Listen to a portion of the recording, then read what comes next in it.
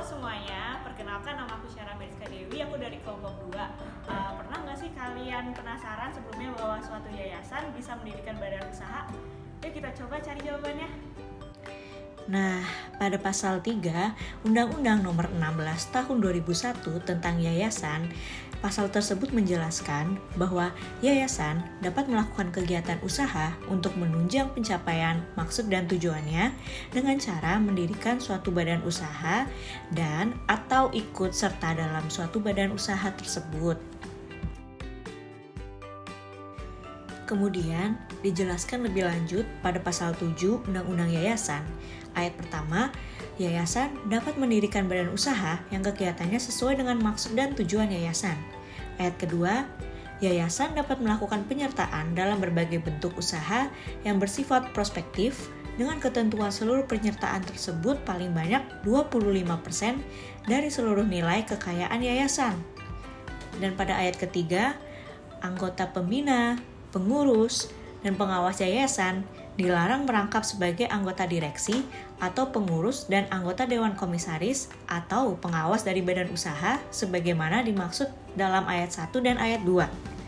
Kemudian, mengenai maksud dan tujuan juga dijelaskan lebih lanjut pada pasal 8 Undang-Undang Yayasan, yakni harus sesuai dengan maksud dan tujuan yayasan serta tidak bertentangan dengan ketertiban umum, kesusilaan, dan atau peraturan undang-undang yang berlaku. Terus, apakah pengurus yayasan dapat menjadi pemegang saham dalam perseroan terbatas? Jawabannya ada di penjelasan pasal 8 ayat 2 Undang-Undang Nomor 40 Tahun 2007 tentang perseroan terbatas atau biasa disebut sebagai UU PT. Pada dasarnya, perseroan terbatas didirikan oleh warga negara Indonesia atau badan hukum. Yayasan sebagaimana disebut dalam pasal 11 Undang-Undang Yayasan memperoleh status sebagai badan hukum setelah akta pendirian yayasan disahkan oleh Menteri. Maka, dengan kata lain, yayasan diperbolehkan menjadi pemegang saham dari perseroan terbatas, namun harus sesuai dengan ketentuan pasal 7 dan pasal 8 Undang-Undang Yayasan di atas.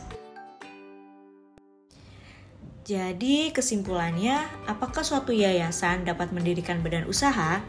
Pasal 26 ayat 2 poin E Undang-Undang Yayasan bahwa kekayaan yayasan dapat diperoleh dari perolehan lain yang tidak bertentangan dengan anggaran dasar yayasan dan atau peraturan perundang-undangan yang berlaku. Sehingga badan usaha yang sahamnya dimiliki oleh yayasan wajib berorientasi kepada di bidang sosial, keagamaan, dan kemanusiaan dan sesuai pada akta pendirian yayasan. Namun, tetap ada pembatasan, yakni pembatasan kepemilikan saham milik yayasan terhadap suatu badan hukum, yakni hanya sebesar maksimal 25% saja. Hal ini dilakukan untuk meminimalisasi kemungkinan terburuk di depannya. Sehingga, dalam hal ini notaris perlu berhati-hati apabila yayasan ingin mendirikan suatu badan usaha. Tanyakan terlebih dahulu pada yayasan, baik pembina, pengawas, pengurus, terhadap suatu batasan yang dapat dibuktikan dengan surat pernyataan yang berisi apa saja yang menjadi aset suatu yayasan yang kemudian dapat dijumlahkan dan dihitung menjadi 25% dari total aset yayasan. Nah, sampai sini udah paham belum teman-teman? Terima kasih ya udah menonton. Sekian dari kami kelompok 2. Terima kasih. Jangan lupa subscribe, like, comment. Yeay!